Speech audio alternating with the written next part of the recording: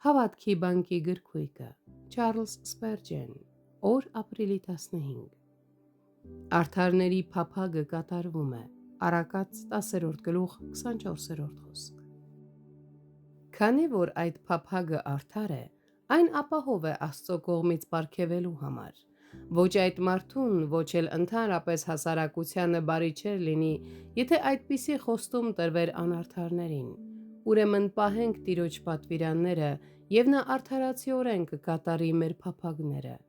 Երբ արդար մարդիկ թողնվում են իրենց անարդար ցանկություններին, նրանց ցանկությունները չեն իրականանում, սակայն դրանք նրանց իրական ցանկությունները չեն, դրանք միայն նրանց թափառումներն ու սխալներն են, և լավ էր, որ նրանք չեն կատարվել։ Նրանց առաքինի ցանկությունները կներկայացվեն Տիրոջը, և նա չի մերժի նրանց։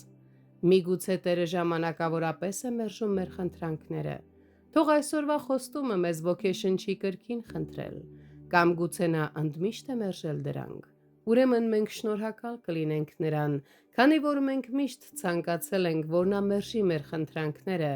եթե մերժումը ավելի բարի է։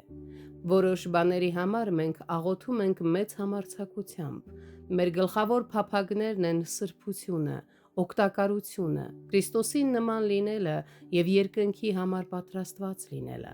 Սրանք շնորհի ցանկություններն են, այլ ոչ թե բնությամբ արդար մարդու փափագները, ոչ էլ պարզապես մարդու։